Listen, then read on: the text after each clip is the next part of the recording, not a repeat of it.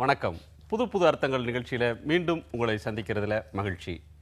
இன்றைய அமர்வின் விருந்தினர்களாக பாரதிய ஜனதா கட்சியின் தேசிய செயலாளர் திரு ஹெச் ராஜா அவர்களும் தமிழ் தேசிய விடுதலை இயக்கத்தின் திரு தியாக அவர்களும் நம்முடைய அரங்குக்கு வந்திருக்காங்க. வணக்கம். முதல் செய்தியாக நானாவதி கமிஷன், நீதிபதி நானாவதி கமிஷன் குஜராத் கலவரத்துக்கு பிறகு குஜராத் மாநில அரசால் நியமிக்கப்பட்ட அந்த கமிஷன் தன்னுடைய அறிக்கையை அந்த மாநில முதலமைச்சர் ஆனந்திபென் பட்டேலிடம் தந்திருக்கிறது. அதில் நரேந்திர மோடிக்கு எதிராக போதுமான ஆதாரம் இல்லாததால் விசாரிக்கவில்லைன்னு சொல்லி அவர் பிடிஐக்கு சொல்லியிருக்கிற ஒரு பேட்டியில் நானாவதி சொல்லியிருக்காங்க. அதில் இன்னொரு கருத்து, விசாரணைக்கு ஆதாரம் இல்லை, குற்றச்சாட்டுக்கு போதுமான ஆதாரம் இல்லைன்றதுனால நாங்கள் அவரை அழைக்கலை அப்படின்னு சொல்கிறார். அதே இதில் விசாரணைக்கு ஆணையம் அழைக்காததால் ஒருவரை குற்றமற்றவர்னு கொல்லலாமா அப்படின்னு கேட்கும்போது அப்படி இருக்க வேண்டிய கட்டாயம் இல்லைன்னு நீதிபதி சொல்கிறார். இதில் ஒரு முரண்பாடு தெரியுது. இதில் முரண்பாடு இல்லை, லீகல் பார்லன்ஸு. இப்போது உச்ச நீதிமன்றம்னு ஒன்று எதுக்கு இருக்குது? எங்கேயோ டிஸ்பியூட்டை முடிக்கணும்னு. நீங்கள் சட்டத்தை ஆழ்ந்து படித்தால் அந்த இறுதி தீர்ப்பு கூட நியாயம்தான் என்று சொல்ல முடியாது என்றே சொல்லப்படுகிறது சட்ட நிபுணர்களால். ஏனென்று சொன்னால் இருக்கின்ற ஆதாரங்களை வைத்து நாங்கள் தீர்ப்பளித்திருக்கிறோம். ஆனால் அது உண்மையில் நடந்ததா, வழங்கப்பட்ட தீர்ப்பு நியாயமானதா என்று கூட உறுதியாக சொல்ல முடியாது. ஆனால் வழக்கு எங்கேயோ முடிக்கணுங்கிறதுக்காக சுப்ரீம் கோர்ட்டுன்னு ஒன்று வச்சு அதான் இலக்குன்னு சொல்கிறோம். ஆகவே இது ஒரு நீதிபதி அவருடைய லீகல் ஒப்பீனியன் நாங்கள் சொல்லியிருக்கிறாரே ஒழிய உண்மை நிலை என்னன்னு சொன்னால், ஏற்கனவே உச்சநீதிமன்றத்தின் கண்காணிப்பில் போடப்பட்ட எஸ்ஐடியுமே கூட திரு மோடி அவர்களுக்கு எதிராக ஆதாரங்கள் இல்லை அப்படிங்கிறதுக்கு அவர்கள் அறிக்கை கொடுத்துருக்காங்க. ஆகவே இதில் என்ன தெளிவாக தெரியுது, மோடிக்கு எதிராக இவர்கள் சொன்ன குற்றச்சாட்டுகளுக்கு ஆதாரங்கள் இல்லை என்பதை எஸ்ஐடியும் ஒப்புக்கொண்டு இருக்கிறது, நானாவதி கமிஷனும் ஒப்புக்கொண்டு இருக்கிறது. இதில் உங்களுடைய பார்வை என்ன? வரலாறு ஒப்புக்கொள்ளுமான்னு பொறுத்திருந்து பார்க்கணும். முதலாவதாக நானாவதி அறிக்கை முழுமையாக இன்னும் வெளிவரலை. அது முழுமையாக வரட்டும். நானாவதி ஆணையம் மட்டுமல்ல இதை பற்றி விசாரித்தது, வேறொரு ஆணையம் விசாரித்தது. ரெண்டு முரண்பட்ட கருத்துக்களை சொன்னாங்க. இது எல்லாத்தையும் ஒதுக்கிட்டு பார்த்தீங்கன்னா, நீதிபதி ஹொஸ்பெட் சுரேஷ் தலைமையிலான ஒரு தனி குடியியல் உரிமை அமைப்புகளுடைய ஒரு விசாரணை கூட, ஒரு விரிவான விசாரணை அறிக்கையும் கொடுத்துருக்கிறது. இப்போ ஆட்சி அதிகாரத்தில் இருப்பதனாலேயோ இப்போது இது போன்ற ஒரு ஆணையம் அறிக்கை கொடுக்கறதுனால இது இறுதி தீர்ப்புக்கு வந்துட்டு தான் யாரும் கருத வேண்டியதில்லை. ஏற்கனவே டெஹல்கா கொடுத்த ஆதாரங்கள் இருக்குது, பொது அமைப்புகள் கொடுத்துருக்கிற ஆதாரங்கள் இருக்குது. குறிப்பிட்ட வழக்குகளில் என்னை பொறுத்த வரைக்கும் நான் என்ன சொல்ல விரும்புகிறேன்னா, மோடி மீது சொல்லப்பட்ட சில குற்றச்சாட்டுகள் இருக்குது பாருங்கள். அவர் அதிகாரிகளுக்கு இப்படி உத்தரவிட்டார், கொஞ்ச நேரத்துக்கு பேசாமல் இருக்க 2 நாளைக்கு 3 நாளைக்குன்னு சொன்னார். அதே போல் போலீஸ் அதிகாரிகள், உயரதிகாரிகள் சில பேர் கொடுத்த குற்றச்சாட்டுகள், இதெல்லாம் ஒரு பக்கம் பார்த்துட்டாலும் குறைந்தது ஒரு முதலமைச்சருக்கு கொடியானியினுடைய குற்றத்திலும் பாபு பஜ்ரங்கியினுடைய குற்றத்திலும் நேரடி பங்கு இருக்கா இல்லையா என்பது முக்கியமல்ல. அவருக்கு ஒட்டுமொத்த பொறுப்பு, ஒரு முதலமைச்சர் தான் நிர்வாக தலைமை. அவருடைய அமைச்சர் மீதே இதே குஜராத் அரசு ஏற்கனவே ஆயுள் தண்டனையை மரணதண்டனையாக உயர்த்த வேண்டும் என்று நாங்கள் மேல்முறையீடு செய்ய போகிறோம்னு சொல்லக்கூடிய அளவுக்கு கடுமையான குற்றச்சாட்டு சக அமைச்சர் மேலே இருக்குது, இவருக்கு அடுத்த நிலையில் இருக்கிற அமைச்சர் மேலே இருக்குது. அதே போல் இவங்களுடைய அமைப்புகளைச் சேர்ந்த இன்னொருத்தர் மேலேயும் இருக்குது. அந்த அளவுக்கு வரும்போது குறைந்தது இதற்கான ஒரு அறப்பொறுப்பாவது, ஒரு மாரல் ரெஸ்பான்சிபிலிட்டியாவது முதலமைச்சருக்கு உண்டு. தார்மீக உரிமை அடிப்படையில ஒருத்தர் பொறுப்பேற்கணும்னு சொல்றது வேறு, இன்னொன்று ஆதாரங்கள் குற்றம் சாட்டுவது என்பது ஆதாரங்கள் அடிப்படையில். அதாவது இல்ல, தனிப்பட்ட அமைப்புகள் என்று சொல்லி அவர் பேசுவர் எல்லாம் coloured vision, figment of imagination of a decayed mind. ஏனென்று சொன்னால் இதில் நல்லியில் ஆயிரக்கணக்கான குழந்தைகள் கொல்லப்பட்ட பொழுது இந்திரா காந்தி தார்மீக பொறுப்பு ஏன் ஏற்கவில்லை என்று இன்று வரை யாரும் பேசவே இல்லை. அதே போல் 84 சீக்கு ரயட்டில் காங்கிரஸ் கட்சியே செய்தது, அப்படி இருந்தும் பேசலை. ஆனால் 12 ஆண்டுகளுக்கு மேலானாலும் மோடி அவர்களை சில இடதுசாரிகளும் அல்லது ஜிகாதி பயங்கரவாதிகளின் ஆதரவு முகங்களும் தாக்குவதற்கு உள்நோக்க தாக்குதல் தானே ஒழிய, நீதிமன்றம் உச்ச நீதிமன்றத்தின் கமிஷனே எஸ்ஐடியே சொன்ன பிறகு நாம் பேசிக்கொண்டிருப்பது என்பது சரித்திரம் நிச்சயமாக அது என்னவென்று சொல்லும். அது ஏற்கனவே நாடே சொல்லி இருக்கிறது, மோடி அவர்களுக்கு ஆதரவாக அவர் குற்றமற்றவர் என்பதை மக்கள் ஏற்றிருக்கிறார்கள். ஒரு சில அமைப்புகள் அது வேண்டுமென்றே மோடி அவர்களை கலங்கங்கற்பிக்க வேண்டும் என்கின்ற நோக்கத்தில் பேசிய பேச்சுக்களை நாம் எடுத்துக்கொள்ள முடியாது. திரு தியாகு, இலங்கை சிறையில் வாடி வந்த 5 மீனவர்கள் அவர்களுடைய மரண தண்டனை குறைக்கப்பட்டு அவர்களுக்கு தாயகம் திரும்புவதற்கான நிலைமை மலர்ந்திருக்கிறது. இதை எல்லா கட்சிகளும் வரவேற்றிருக்கின்றன.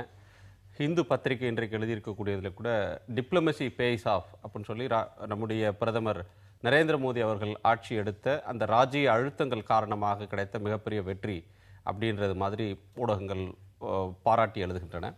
அந்த மீனவர்களும் இன்னொரு மணி நேரத்தில் இந்தியா திரும்ப இருக்கிறார்கள். இந்த சூழ்நிலையில் இன்னொரு செய்தி விவாதத்துக்குரியதாகிறது. அதை எல்லா கட்சிகளும் வரவேற்கிறார்கள்.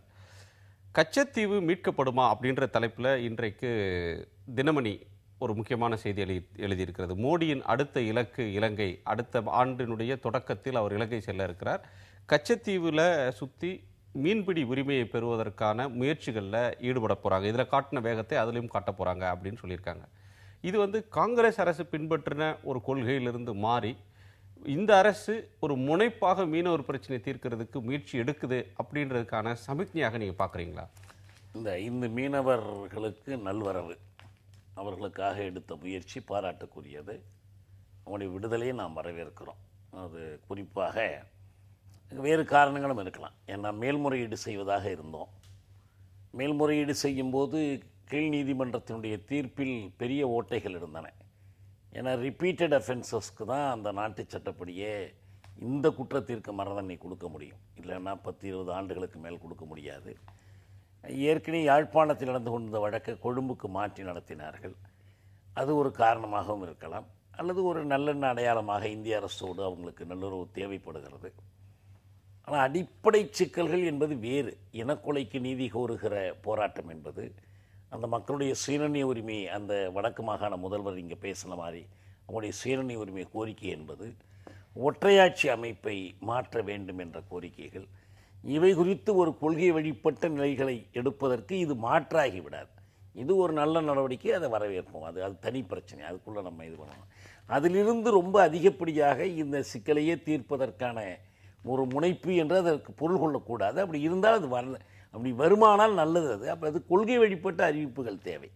வெறும் தனிப்பட்ட உறவுகள் அல்ல ராஜதந்திர முறையிலான சமிகைகள் இது மட்டும் போதுமானதல்ல. கச்சத்தீவு குறித்து முதலில் அவர்கள் தெளிவுபடுத்தணும்.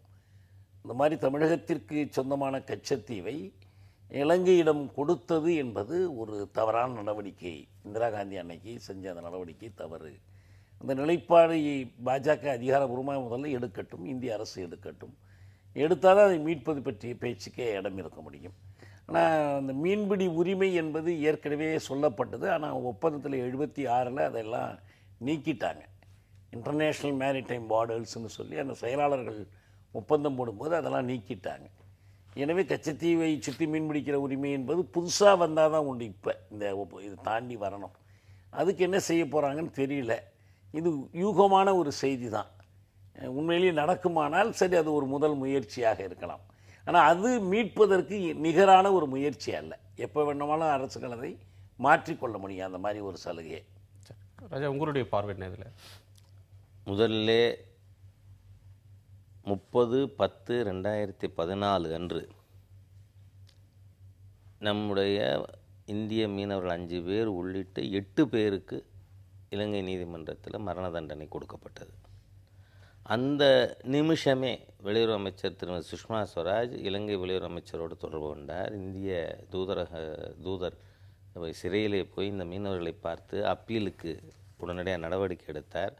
நவம்பர் 4ஆம் தேதி ராமேஸ்வரத்திற்கு வந்த மூத்த மத்திய அமைச்சர் திரு நிதின் கட்கரி அவர்கள் அந்த மீனவருடைய குடும்பத்துக்கு போய் அவர்கள் சிறையில் இருக்கின்ற மீனவர்களோடு பேசுவதற்கான வழிவகைகளை ஏற்படுத்தி ஆறுதல் சொன்னார். ஆகவே இந்த அரசாங்கம் உடனடியாக 18 நாளுக்குள்ள விடுதலை என்பது ஒரு விரைந்து எடுத்த நடவடிக்கை. ஆனால் இந்த 18 நாட்களில் தமிழ் தேசியம் பேசுகின்ற அல்லது தமிழகத்தில் இதை பயன்படுத்தி பிரிவினை விதைகளை விதைக்க வேண்டும் என்கின்ற ஒரு series of parties and leaders, இந்த தீர்ப்புக்கு மோடி காரணம், இந்த மானங்கட்ட மத்திய அரசு என்ன செய்கிறது என்றெல்லாம் பேசியதை அவர்கள் இப்பொழுது வாபஸ் வாங்கி கொள்ள வேண்டும் என நான் முதலில் கேட்கிறேன். இது வேண்டுமென்றே மோடி அவர்களுக்கும் அவருடைய அரசாங்கத்திற்கும் களங்கம் கற்பிக்கின்ற உள்நோக்கத்தோடு இவர்கள் அனைவருமே பேசினார்கள். ஒரு 18 நாள் அரசாங்கம் செஞ்சிருக்கு. தயவு பண்ணி இந்த மாதிரியா நாங்கள் அவசரப்பட்டு செய்து விட்டோம் என்று வருத்தம் தெரிவித்தால் கூட அது சரியாக இருக்கும். அதே போல் மோடி அவர்களுடைய ஸ்டைல் ஆஃப் ஃபங்க்ஷனிங்கே ஒரு விஷயம் முடிவுக்கு வர வாயை திறக்க மாட்டார். அதனால் எந்த கொள்கை முடிவா என்ன ஏது என்பது விரைவிலே வரும். ஆனால் இந்த அரசாங்கம் பொறுப்புக்கு வந்ததிலிருந்து முதலிலே நாம் இலங்கையில் இருக்கிற பிரச்சனைக்கு மோடி அவர்கள் பதவியேற்பு விழாவுக்கு வந்த ராஜபக்ஷவிடம் மறுநாளைக்கு அது ஒன்றும் கூடினோம் விருந்துண்டோம் கலைந்தோம் என்கின்ற கூட்டம் அல்ல. அன்றைக்கே 13th அமெண்ட்மெண்ட் பற்றி ராஜபக்ஷர் சொல்லும்பொழுது ஹி வாஸ் டேக்கன் அபேக். இல்லை இது நான் எப்படி செய்ய முடியும் அப்படின்னு கேட்டபொழுது இட் இஸ் யுவர் சைல்டு அப்படின்னு தெளிவாக சொல்லியிருக்கார். ஆகவே இந்த அரசாங்கமானது ரைட் ஃப்ரம் தி வேர்டு கோ சரியான முறையில் செயல்பட்டு கொண்டிருக்கு. ஆகவே என்னுடைய ஒரே கோரிக்கை, தயவு செய்து பொறுத்திருங்கள். நிச்சயமாக மீனவர் பிரச்சனைக்கு இன்னும் நான் சொல்கிறேன் 2-3 மாதங்களுக்குள் மீனவர் பிரச்சனைக்கு நிரந்தர தீர்வு வரும். அதற்கு பிறகு இலங்கையில் இருக்கின்ற இலங்கை தமிழர்களுடைய அதுலேயும் இப்போ ஒரு விஷயம் தொடர்ந்து நடந்து கொண்டு இருக்குது. நம்ம இந்தியா எய்டட் ப்ராஜெக்ட்ஸ் $10 பில்லியன் அது பூரா it is put on fast track. ஆகவே இந்த அரசாங்கத்தினுடைய சின்சியாரிட்டியை கொஞ்சம் நீங்கள் அங்கீகரிக்கணும். உள்நோக்கம் கற்பிக்காதீங்க, பாராட்ட மனமில்லைனாலும் உள்நோக்கம் கற்பிக்காதீங்க அப்படின்னு சொல்றாரு. இது ஒரு மிகப்பெரிய வெற்றின்னு சொல்றாரு. அரசியலில் எதற்கும் உள்நோக்கம் கற்பிப்பதில் எனக்கு உடன்பாடு இல்லை. நோக்கம் கற்பிப்பது ஏன்னா அரசியலில் உள்நோக்கம் இருந்தாலும் தப்பு கிடையாது. வாக்கு வங்கி அரசியல் என்று வருகிற பொழுது வாக்குகளை பெறுவதற்காக எல்லா கட்சிகளுக்கும் இருக்கிற உரிமை பாஜகவுக்கும் இருக்குது. அதை நம்ம மறுக்கலை. இங்கே கேள்வி என்னென்னா, ஒரு தனி நிகழ்ச்சியை மட்டும் வைத்துக்கொண்டு ஒட்டுமொத்த கொள்கையை தீர்மானிக்க முடியாது. அவரே சொன்னது போல மன்மோகன் சிங் எந்த 13வது திருத்தத்தை பற்றி வலியுறுத்தினாரோ அதையே தான் ராஜபக்சேயும் வலியுறுத்தினார். அவர் 10-3-13னார், இவர் 7-6-13னார். கூட்டல் இறுதி விடை ஒன்று தான். 13வது திருத்தம் என்பது அரசியல் தீர்வு அல்ல என்று தேர்ந்தெடுக்கப்பட்ட வடக்கு மாகாண முதல்வரை முன்வைக்கிறார். ஒரு ஒற்றையாட்சி அமைப்புக்குட்பட்ட, அதுவும் ஒரு எந்த விதமான மாநில அரசுக்கோ அதிகாரமோ இல்லாத ஒரு தீர்வை அவங்க மேலே திணிக்கிற ஒரு முயற்சியில் இந்தியாவும் கூட்டாக ஈடுபடுகிறது. இதுலேயும் UPA 3ஆகத்தான் பாஜக அரசு செயல்படுகிறது என்பதைத்தான் அது காட்டுதை தவிர இலங்கை தமிழர்களுடைய சுயநிர்ணய உரிமையை அவர்கள் முன்வைக்கிற திம்பு கொள்கைகளை இதை ஏற்றுக்கொள்ளாமல் ஒரு தீர்வு என்பதற்கு அங்கு வாய்ப்பில்லை. எந்த பகுதி மக்களும் அதை ஒத்துக்கொள்ள மாட்டாங்க. அதாவது இலங்கையிலே இருக்கின்ற தேர்ந்தெடுக்கப்பட்ட முதலமைச்சர் இங்கே முதல்ல இவங்களுக்கு தயவு செய்து தமிழ்நாட்டில் இருக்கின்ற அரசியல்வாதிகள் நீங்கள் வாயை திறக்காதீர்கள் என்று அவர் சொல்லிவிட்டு போயிருக்கார். இல்ல, சொல்லவே இல்லை. இது தவறான செய்தி. இல்ல இருங்க, நீங்க பேசும்போது நான் தலையிடவே இல்லை. அச்சிட்ட புத்தகம் இருக்கு, என்ன நான் காட்டுறேன். இருங்க, நீங்க பேசும்பொழுது நான் குறுக்கிடல தோழரே. அதாவது இலங்கையில ஒரு விஷயத்தை நாம புரிஞ்சுக்கணும். போராட்டம் என்பது முடிவெடுக்க வேண்டியது அங்கு இருக்கின்ற மக்கள். ஒரு அந்நிய நாடு எந்த அளவிற்கு இன்னொரு அந்நிய நாட்டினுடைய அடிப்படை விஷயங்கள் தலையிட முடியும் என்பதற்கும் சில வரைமுறைகள் இருக்கிறது. ஆனால் நிச்சயமாக தமிழ் மக்களுடைய உயிருக்கு உடைமைக்கு அவர்கள் சம அந்தஸ்தோடு வாழ்வதற்கு முழு நடவடிக்கையும் மோடி அவர்கள் தலைமையிலான ஆட்சி மேற்கொள்ளும். நீங்கள் சொல்லக்கூடிய கருத்து பல வகைகளில் ஒரு பல்வேறு சிந்தனைகளுக்கு இட்டு செல்கிறது.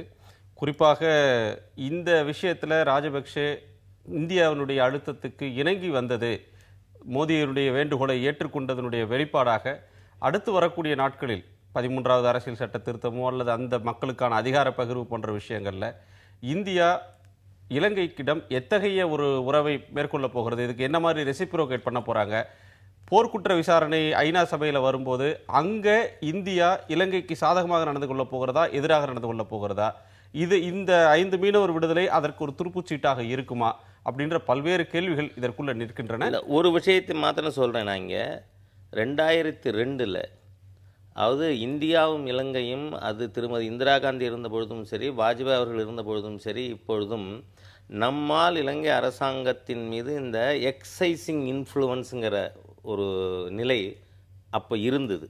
ஆனால் கடந்த 10 ஆண்டுகளாக இல்லாதனால தான் பெரிய டிசாஸ்டர் சைனா காலூன்றி இருக்கிறது. நம்ம எல்லா விதத்திலும், ஈவன் தமிழ் மக்கள் படுகொலைக்கு கூட இங்கு இருந்த ஐக்கிய முற்போக்கு கூட்டணியின் திறமையற்ற திராணியற்ற ஒரு நிலை தான் காரணமாக இருந்தது. ஆனால் 2002 48 மணி நேரத்தில் போர் நிறுத்தம் அறிவிக்க வச்சோம்.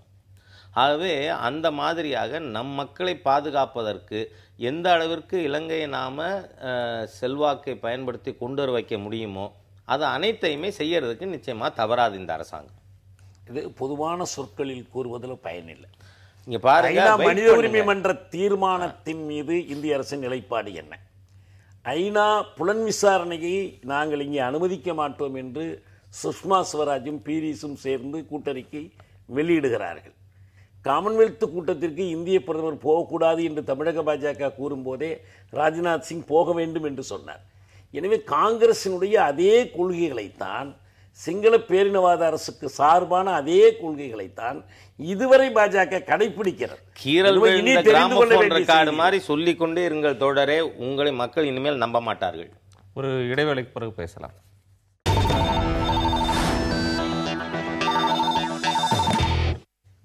இது விருப்பச் செய்திகளை அறியும் தருணம். இன்றைய நாளிதழ்களில் நீங்கள் விரும்பி ரசித்த விமர்சிக்கக்கூடிய செய்தின்னு எதை சொல்வீங்க? நான் மிகவும் விரும்பிய ஒரு செய்தி, சேலத்திலே ஸ்ரீ ராமானுஜருக்கு 6 கோடி ரூபாயில் மணிமண்டபம் கட்டப்படுகிறது. 2017 சித்திரை மாதம் திருவாதிரை நட்சத்திரத்திலே அவருடைய பிறந்த தினத்திலே அது திறந்து வைக்கப்படும் என்கின்ற செய்தி நான் மிகவும் விரும்பிய செய்தி. ஏனென்றால் 1000 ஆண்டுகளுக்கு முன்பாகவே ஹிந்து மதத்திலிருந்த ஏற்றத்தாழ்வுகளை நீக்கி தலித் மக்கள் ஆலய பிரவேசம் செய்வதற்கும் அனைவரும் ஆண்டவனை சென்றடைய அவன் முன்பாக சமம் என்கின்ற செய்தியை திருக்கோஷ்டியூரிலே ஊரை கூட்டி உறக்கச் சொன்ன மிகப்பெரிய சமூக சீர்திருத்தவாதி ராமானுஜர். அதாவது தன்னுடைய குருநாதர் சாப்பிட்டு விட்டு போன இடத்தை கழுவினாள் என்கின்ற காரணத்திற்காக மனைவியையே ஒதுக்கி வைத்தவர். ஆகவே அப்படிப்பட்ட ராமானுஜரை அவருடைய 1000வது பிறந்த தினத்தன்று நாம் அது கோவில் கட்டி கும்பிட வேண்டியதுக்கு காரணம் இந்த இந்து சமுதாயத்தினுடைய முதல் சீர்திருத்தவாதியாக அவர் செயல்பட்டார் என்பது இது மனதிற்கு மிகவும் மகிழ்ச்சி அளித்த ஒரு செய்தியாக இதை நான் கருதுகிறேன். உங்களுக்கு பிடித்த செய்தி? நான் சொல்கிறதுக்கு முன்னால் ராஜாவோடு ஒரு செய்தியிலாவது உடன்படுற ஒரு வாய்ப்புக்கு மகிழ்ச்சி.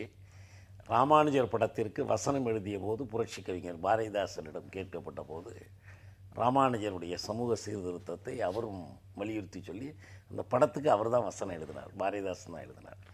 எனக்கு பிடித்த செய்தியை பொறுத்த வரைக்கும் ஒரு அறிவியல் செய்தி இது. நிறைய அந்த அணுவுக்குள் அடங்கிய துகள்கள் புதிதாக கண்டுபிடிக்கப்படுவது உலக இயற்பியலுக்கு கிடைக்கிற புதிய கொடைகள். அந்த முறையில் 2 புதிய அணுத்துகள்களை கண்டுபிடித்திருக்கிறாங்க. ஏற்கனவே அறிவியலர்கள் யூக அடிப்படையில் இந்த துகள்கள் இருக்க வேண்டும் என்று கருதி கொண்டிருந்தாங்க.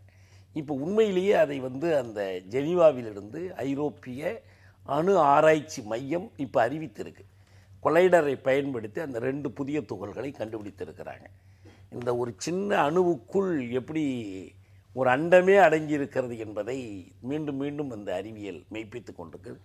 பருப்பொருளின் புதிய அடிப்படை துகள்கள் கண்டுபிடிக்கப்பட்டது. ஏற்கனவே நேர்மம், நேராக்க மின்மம், எதிர்மம், இது போன்ற பல இது கண்டுபிடித்திருக்கிறாங்க. நொதுமம், இது மாதிரியெல்லாம் தமிழில் எல்லாத்துக்கும் தமிழில் பேர் உண்டு. அதுபோல் இப்போ சொன்னாதான் இன்றைக்கு இருக்கிற தமிழ் சமூகம் அந்த வார்த்தைகளை புரிந்து கொள்ளும். நீங்கள் சொல்ல இல்லை, உங்களுக்கு ஆங்கிலமும் தெரிந்து தமிழ் படிக்கிறவர்களுக்காக மட்டுமே என்ன நம்ம ஆங்கிலத்திலே சொல்லிட்டு போயிடலாம். ஆங்கிலமே தெரியாமலே தமிழில் உள்ளவங்களுக்கும் அறிவியல் போய் சேரணும்னா தமிழில் தான் சொல்லி ஆகணும். பாசிட்ரான், புரோட்டான், நியூட்ரான், இவை எல்லாவற்றுக்கும் தமிழ் இருக்குது. எல்லாவற்றுக்கும் தமிழ் சொற்கள் கொடுத்துருக்குறோம். குவார்க்ஸ்ன்னு சொல்லப்படுகிற பொடிமங்கள், இதில் இந்த 3 பொடிமங்கள் இந்த 2 துகள்கள்லையும் அடங்கி இருக்கிறதா அவங்க சொல்கிறாங்க. இது இப்போ சாதாரண மக்கள் புரிந்து கொள்வது இப்போ கடினமாக இருக்கலாம். ஆனால் மாணவர்களுக்கு இந்த செய்தி போகணும். இன்றைக்கி பார்க்க போனால் எல்லா கல்லூரிகள்லையும் பள்ளிகள்லையும் இந்த செய்தியை அறிவியல் முறையில் விளக்கி சொன்னாங்கன்னா நல்லாயிருக்கும். ஏற்கனவே காலமுறு வரலாற்று சுருக்கம்னு நலங்கிள்ளி மொழிபெயர்த்து நான் பதிப்பாசிரியராக பணி செய்தோம். இப்போ 2வது பதிப்பு வரப்போகுது. அதில் எல்லா சொற்களுக்கும் தமிழ் பயன்படுத்தியிருக்கோம். இப்போ இந்த சொற்களுக்கு இன்னும் தமிழ் நாங்கள் பயன்படுத்தலை. இனிமேல் அதையும் சேர்க்க வேண்டியிருக்கும். என்ன சொல்கிறாங்கன்னு பார்க்கணும் அறிவியலர்கள், இது குறித்து என்ன சொல்கிறாங்கன்னு பொறுத்தது மாதிரி. இது மிகச்சிறந்த ஒரு உலக அறிவியல் வரவேற்கத்தக்க ஒரு செய்தி இது. ஒரு இடைவேளைக்கு பிறகு பேசலாம்.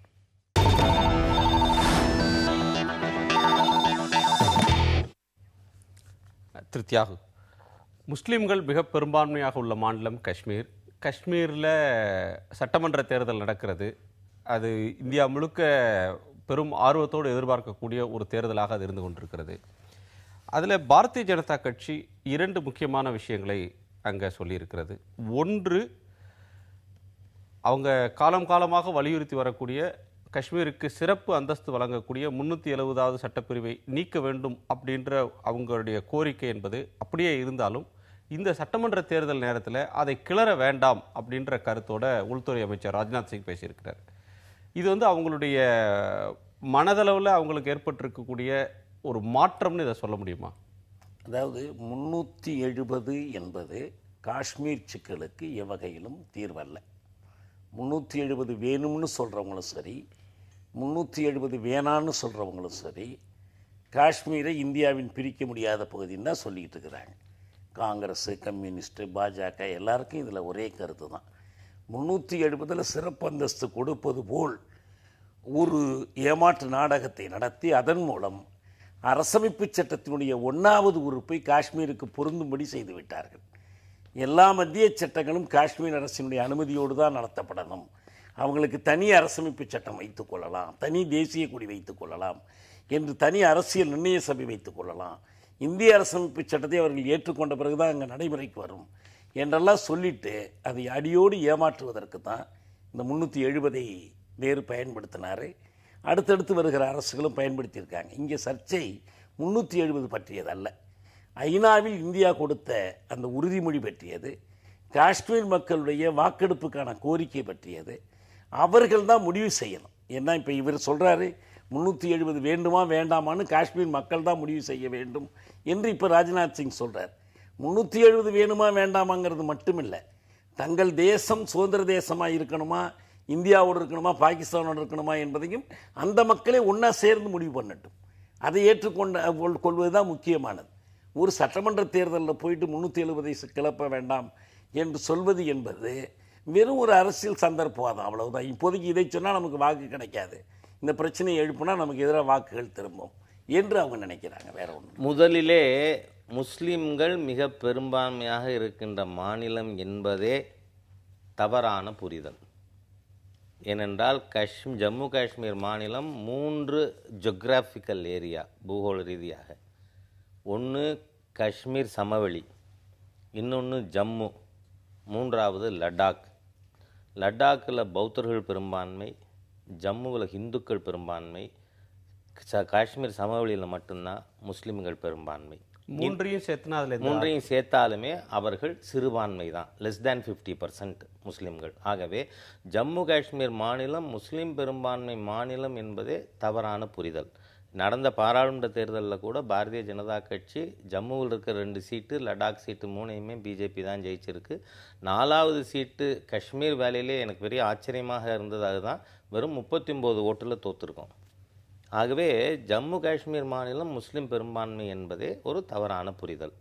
அதோடு மட்டுமல்ல, தோழர் தியாகு அவர்கள் ஐநாவினுடைய பிரச்சனை, அங்கு வாக்கெடுப்பு, நாம் அந்த ரெசல்யூஷனை பார்த்தாலே நமக்கு புரியும். அதில் பிரைமரி கண்டிஷன் இன்று பாகிஸ்தான் வசம் இருக்கின்ற பாகிஸ்தான் ஆக்குப்பைடு காஷ்மீர் பகுதியிலிருந்து பாகிஸ்தான் முழுமையாக தன்னை விலக்கி கொள்ள வேண்டும், அப்போ தான் அதை நடத்த முடியும்னு. ஆனால் அது அன்றிலிருந்து இன்று வரை நடக்கலை. அதனால் நேரு அவர்கள் தவறுதலாக மவுண்ட் பேட்டனுடைய நிர்பந்தத்தின் காரணமாக இது ஐநா சபைக்கு கொண்டு போனது, அதனுடைய கண்டிஷனாலிட்டியே இதில் அடிபட்டு போன காரணத்தால் இன்றைக்கு அந்த வாக்கெடுப்பு பிளபிசைட்ங்கிற வார்த்தையே வியர்த்தமாகி போயிருக்கின்ற ஒரு சூழ்நிலை. இதில் திரு ராஜ்நாத் சிங் அவர்களுடைய பேச்சில் கூட மிக தெளிவாக அது 2 அம்சம். ஒன்று, இந்த 370 என்பது விவாதம் செய்யலாம், இது தேசிய பிரச்சனை.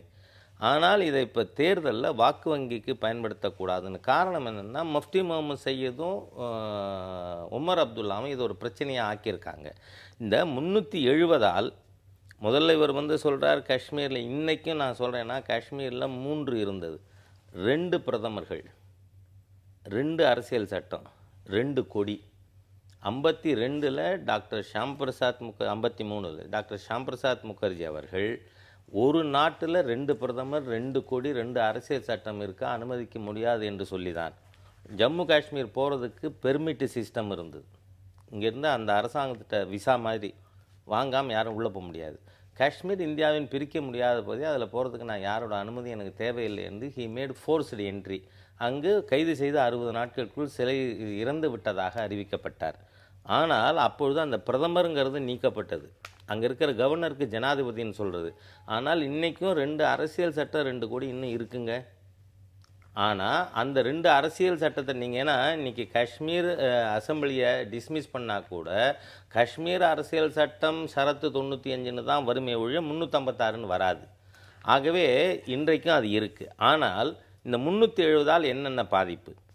இந்த 370னால பல சட்டங்கள் அங்கே போக முடியலைங்கிறது இன்றைக்கும் இருக்கின்ற விஷயம். ஒன்று மிகப்பெரிய டேஞ்சரஸ் விஷயம். இதை பகிரங்கமாக மறைந்து போன சுனந்தா புஷ்கரே ஒப்புக்கொண்டு இருக்கிறார். காஷ்மீரில் இருக்கின்ற ஒரு பெண் நான் காஷ்மீரி ஆணை மணந்து கொண்டால் இந்தியரை அவர் குடியுரிமை இழக்கிறார். ஆனால் அதே சமயத்தில் காஷ்மீரில் இருக்கக்கூடிய ஒருவர் பாகிஸ்தானியரை மணந்து கொண்டால் அவருக்கு ஆட்டோமேட்டிக்காக குடியுரிமை வரும்னு. It's a very dangerous proposition. ஆகவே 370னால இன்றைக்கி இன்னொரு மிகப்பெரிய விஷயம் ஒன்று இருக்குது. 2001 சென்சஸ் படி இன்னைக்கு ஜம்முவில் 90,000 பேருக்கு ஒரு எம்எல்ஏ, காஷ்மீரில் 70,000 பேருக்கு, அதுவே லடாக்கில் 1.25 லட்சம் பேருக்கு. ஆகவே இதனால தான் இன்றைக்கி வரைக்கும் இந்தியாவில் மறுசீரமைப்பு நடந்தது. பாராளுமன்ற தொகுதிகளுக்கு மறுசீரமைப்பு அந்த 6 தொகுதிக்கு நடக்கலை இன்னும். காரணம் என்னென்னா இந்த டிஸ்டார்ஷன் மாறிடும். சம அளவு வந்ததுன்னா காஷ்மீர் பகுதியுடைய எம்எல்ஏக்கள் எண்ணிக்கை இப்போ ஜம்மு லடாக்கில் 41 எம்எல்ஏ, காஷ்மீரில் 46 எம்எல்ஏ. இது மாறிடும். ஜம்மு லடாக்கில் நமக்கு 50க்கு மேலே எம்எல்ஏ வரும், அங்கே 37 தான் வரும். ஆகவே பல்வேறு டிஸ்டார்ஷன் இருக்குது. இது விவாதிக்கப்பட வேண்டிய விஷயம். இதனால் பல பிரிவினை சக்திகளுக்கான ஊக்கம் கொடுக்கக்கூடிய அம்சங்கள் இருக்குது. ஆகவே இந்திய நாட்டில் எல்லா மாநிலங்களும் ஒன்றுங்கிற மாதிரியான சட்டம் வரணும். நிச்சயமாக இந்த முறை காஷ்மீர் மக்கள் 44+ பாரதிய ஜனதா கட்சிக்கு கொடுத்து பிஜேபியோடைய கருத்துக்களை ஏற்றுக்கொள்வதை பார்க்க போகிறோம் டிசம்பர் 23. நான் கொஞ்சம் சுருக்கமாக சொல்லிடுறேன். காஷ்மீர் தொடர்பாக நேரு, வல்லபாய் பட்டேல் இருவரும் இந்தியத்துவத்தின் இரட்டை முகங்களாக செயல்பட்டார்கள். கோல்வால்கரை தூது அனுப்பி ஹரி சிங்கை இணைப்புக்கு இணங்க வைப்பதற்கு வல்லபாய் பட்டேலை நேரு வலியுறுத்தினார். வல்லபாய் பட்டேல் அதை செய்தார். ஆமா, குருஜினால தான் நடந்தது. நான் முடிச்சேன். ஷியாம் பிரசாத் முகர்ஜியை பற்றி சொன்னதை மட்டும் நான் சொல்றேன். அவர் அரசியல் நேசபை உறுப்பினராக இருந்தார்.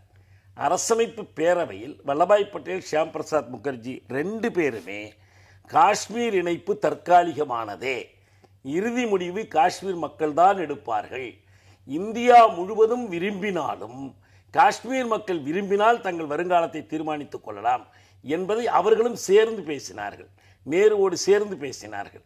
நேரு 57 வரைக்கும் சொன்னார், இதை முடிவு செய்ய வேண்டியது நீங்களோ நானோ அல்லன்னு.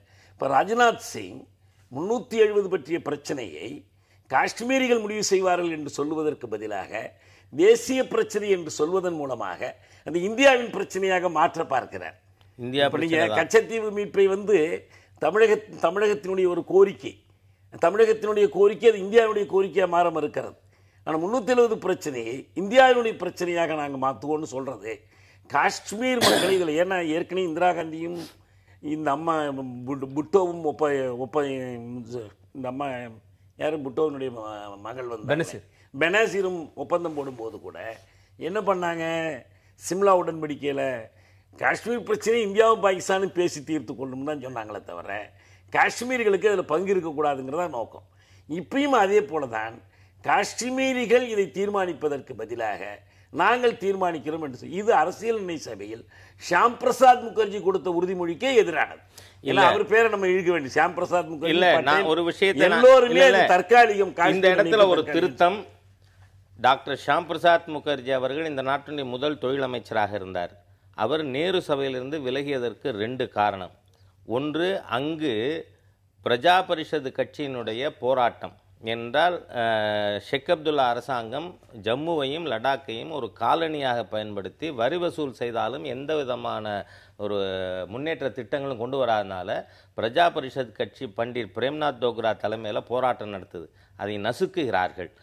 இது 2க்கும் இருக்கின்ற பிரச்சனைக்கு நேரு தீர்வு காண மறுத்ததால் அவர் இந்த பெர்மிட் சிஸ்டத்தை எதிர்த்து தான் ஃபோர்ஸ்ட் என்ட்ரி மாதவ்பூர் செக் போஸ்டில் கைது செய்யப்பட்டு பிறகு அவருடைய பிணத்தை இந்த நாட்டிலே கொடுத்தார்கள் ஷேக் அப்துல்லா அரசாங்கம். 2வது, ஒரே நாளில் இன்று இருக்கின்ற பங்களாதேஷ் அன்றைய கிழக்கு பாகிஸ்தானில் 1 லட்சம் இந்துக்கள் கொண்ட பொழுது எந்த விதத்திலும் தலையிட மாட்டேன் என்று நேரு பேசிய காரணத்தினால் இந்த 2 காஷ்மீருக்காக ஒன்று பங்களாதேஷில் நடந்தது கிழக்கு பாகிஸ்தானில். இதுக்காக தான் டாக்டர் முகர்ஜி அவர்கள் வெளியே வந்தார்கள். இல்லைன்னா ஜனசங்கமே வந்திருக்காதுன்னு கூட நான் சொல்ல முடியும். ஏன்னா அவர் வந்திருக்க மாட்டார் முகர்ஜி அவர்கள். ஆகவே முகர்ஜி அவர்கள் தெளிவாக இருந்தார்.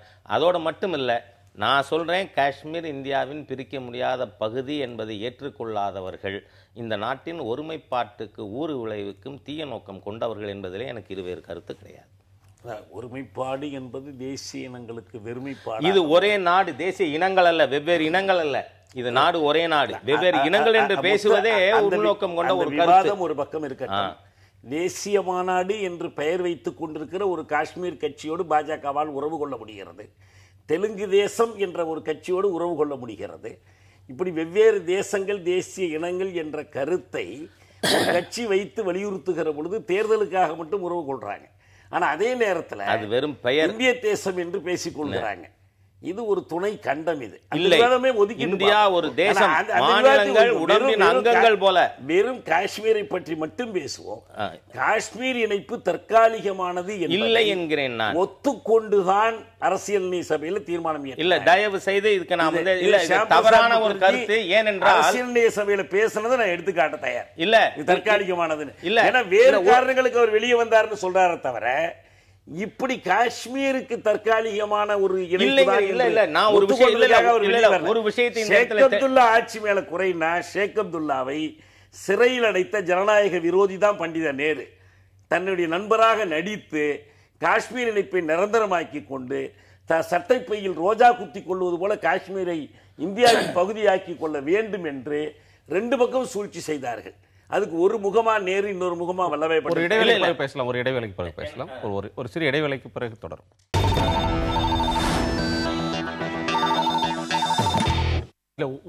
ஒரு வரியில சொல்லிடுறேன். காஷ்மீர் இந்தியாவில் இணைந்த டாக்குமெண்ட் சைன் பண்றாருல டாக்டர் ஹரிசிங், அதுவும் 564 ஏனைய சமஸ்தானங்களும் கையெழுத்து போட்ட தி டாக்குமெண்ட் ஆஃப் அக்சஷன் ஆவணம், பிரிண்டட் டாக்குமெண்ட் அது.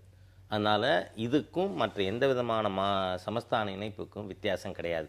ஆனால் லேட்டரான் ஷேக் அப்துல்லாவோட காம்ப்ரமைஸ்க்காக இன்றைய செய்தி 370க்கே போகலாம். ராஜ்நாத் சிங் சொல்றார், இப்போ சட்டமன்ற தேர்தல் நடக்கும்போது இந்த பிரச்சனையை கிளற வேண்டாம் அப்படின்னு சொல்றார். அங்கே தேர்தல் களத்தில் பிரச்சாரத்தில் ஈடுபட்ட பிஜேபியினுடைய மூத்த தலைவர்கள் ஒருவரான ரமேஷ் அரோரா சொல்றார், BJP would press for the revocation of Article 370 only if people of the state wanted it, not otherwise. Okay, அந்த மாநிலத்தின் மக்கள் விரும்பினாதான் 370 நாங்க நீக்கணும்னு சொல்லுவோம், இல்லன்னா நாங்க சொல்ல மாட்டோம்னு சொல்றாரு. மக்கள் விரும்புவார்கள். இல்ல, இத்தனை நாள் நீங்க அப்படி பேசலையே. இல்ல, மக்கள் விரும்புவார்கள் இன்னைக்கு. ஏன்னா இந்த 370ஆல் அங்க யாருமே ஒரு அங்குல இடம் கூட நான் காஷ்மீரி வாங்க முடியாது. அதனால இன்னைக்கு எந்த ஒரு தனியார் நிறுவனமும் ஒரு கடை ஓபன் பண்ண கூட அவங்க தயாரா இல்லை. அதே பொருளாதார ரீதியாக இன்றைக்கி காஷ்மீரில் இருக்கிற 2 தொழில் ஆப்பிள் தோட்டமும் டூரிசமும் தான். அந்த டூரிசமும் பயங்கரவாதத்தால் அடிக்கடி பாதிக்கப்படுகிறது. ஆகவே காஷ்மீர் முன்னேற வேண்டுமானால் அதற்கு தடையாக யார் வேண்டுமானாலும் இங்கு நிலம் வாங்கலாம், தொழில் துவங்கலாம் என்கின்ற சூழ்நிலை வரலைன்னா இளைஞர்களுக்கு வேலை கிடைக்காது. பிஜேபி இதை நிச்சயமாக வலியுறுத்தும். அதே போல இன்னும் பேச்சுக்கு கேட்கிறேன், அதனாலதான் பேசியிருக்கார். காரணம் என்ன, இது ஒரு பெரிய டிபேட் ஆரம்பிச்சு சுனந்தா புஷ்கர் போன்றவர்கள் மோடி அவர்கள் தேர்தல் போது சொன்ன கருத்து சரி என்று சொன்னதற்கு காரணம் என்னன்னா, மக்கள் இப்ப அங்க இருக்கின்ற பெண்களும் இளைஞர்களும் புரிந்து கொள்ள துவங்கி இருக்கிறார்கள். அது மாத்திரமில்ல, காஷ்மீரியத்துக்கு பாதுகாப்புன்னு சொன்னா அது பாரதத்துல தான். ஏனென்றால் பாகிஸ்தான் ஆக்குபைடு காஷ்மீரில் இன்னைக்கு அங்கே இருக்கின்ற ஏனைய பிற மாநிலத்து முஸ்லீம்கள் டாமினேஷனில் இருக்க ஒழிய காஷ்மீர் ஏற்று முழுமையாக அழிக்கப்பட்டு இருக்கிறது.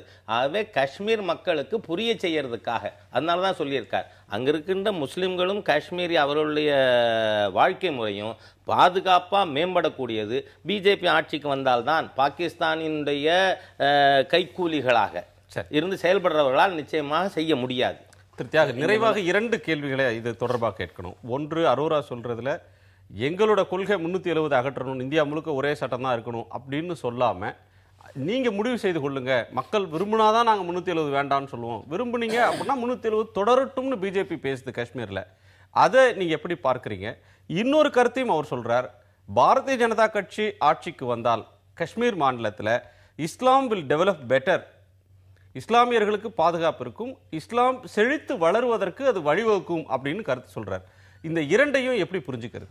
370 காஷ்மீர் மக்களுக்கு காட்டப்பட்ட ஒரு பஞ்சு மிட்டாய். நான் மீண்டும் மீண்டும் அது சொல்கிறேன். 370 சென்ட்ரல் இஷ்யூ ஆக்கிறதே ஒரு ஏமாற்று. அது ஒமர் அப்துல்லா ஆக்கினாலும் சரி, பாஜக ஆக்கினாலும் சரி, அடிப்படை கேள்வி என்பது காஷ்மீர் மக்களுடைய சுயநிர்ணய உரிமை தான். 370 சொத்து வாங்க தடை விதிக்குது என்று சொல்வதே தவறானது. அது காஷ்மீரில் ஏற்கனவே இருக்கக்கூடிய விதி. நீங்கள் 370 பற்றி அதை சொன்னீங்கன்னா, நாகாலாந்துக்கு 371, சிக்கிமுக்கு, ஒவ்வொரு மாநிலத்திற்கும் இப்படிப்பட்ட சிறப்பு விதிகள் அரசமைப்பு சட்டத்தில் அவ்வப்போது சேர்க்கப்பட்டிருக்கு. ஏன்னா இவற்றை இணைத்து கொள்ளுவதற்காக அந்த சிறப்பு விதிகளை சேர்த்தார்கள். காஷ்மீரில் இது புதுசாக வந்த ஒரு இது பனிலிங்கம் பற்றிய கேள்வி எழுந்த போதே இதை காஷ்மீரில் தெளிவுபடுத்தினாங்க. இந்த 370 தான் நிலம் வாங்க முடியும். ரெண்டாவது, இந்த 370 திறந்து விட்டு பன்னாட்டு குடும்பங்கள் நுழைந்து நிலங்களை கைப்பற்றுவதற்கு, வெள்ளிப்பனிமலையை உடைத்து நொறுக்குவதற்கு இடமளித்தால் தான் வேலை வாய்ப்புன்னு சொன்னாங்க. ஒன்னே ஒன்று செய்யட்டும், மேக் இன் இந்தியா பேசக்கூடிய மோடி அவர்கள் நோக்கியா தொழிற்சாலையை அரசுடைமையாக்கி சென்னையில் நடத்தி காட்டட்டும். 25,000 பேர் வேலை இழக்கிறாங்க. அவன் 91 நரசிம்மராவ் தொடங்கிய அந்த கொள்கை, அவன் முதலீடு, லாபம் எல்லாத்தையும் லட்சக்கணக்கான கோடிகள், இந்திய அரசுக்கு வரி ஏய்ப்பு, தமிழக அரசுக்கு வரி ஏய்ப்பு, நம்ம கொடுத்த எல்லா சலுகைகளையும் பயன்படுத்தி கொண்டு இன்னைக்கு திடீர்னு ஒரு நாளில் காலி பண்ணிட்டு போகிறான். அவனை இங்க மேக் இன் இந்தியான்னு கொண்டு வந்து காட்டட்டும். அப்புறம் ஆஸ்திரேலியாவிலேயோ அமெரிக்காவிலிருந்து செய்யும். எனவே காஷ்மீர் பேசக்கூடிய மிக பிற்போக்கு சக்திகள் இந்த நாட்டின் ஒருமைப்பாட்டுக்கு இவரை போன்றவர்கள் ஆபத்துங்கிறேன். காஷ்மீர் தேசத்தை பிரித்து வைத்திருப்பது இந்தியாவும் பாகிஸ்தான். காஷ்மீர் தேசம் அல்ல, பேசுவதே தேச விரோதம்.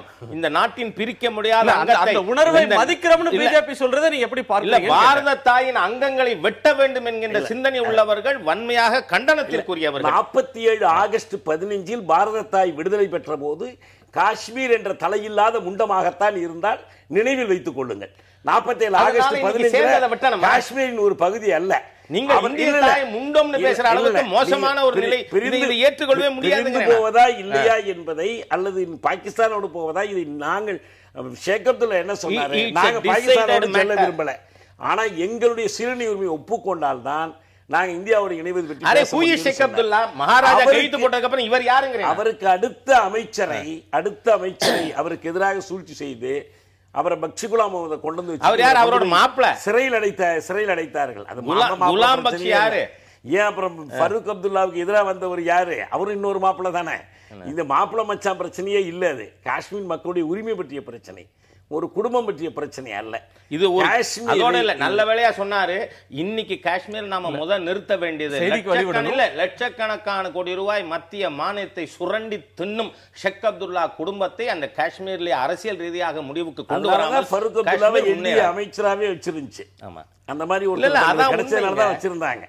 காஷ்மீர்ல இன்னைக்கும் உலகம் அதை ஒரு எல்ஓசி, லைன் ஆஃப் கண்ட்ரோல் என்று தான் வரையறுத்திருக்க தவிர there is no international border.